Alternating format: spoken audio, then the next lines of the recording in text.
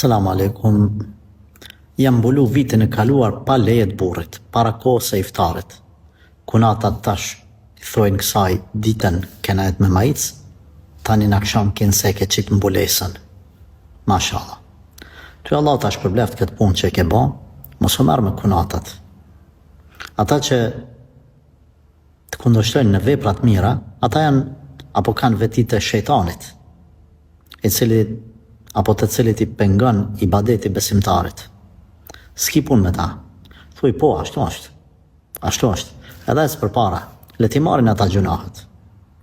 Imam Shafiu ka thonë, ai njeri që mendon se ka me shpëtu prej llafeve të njerëzve, ajo është budall.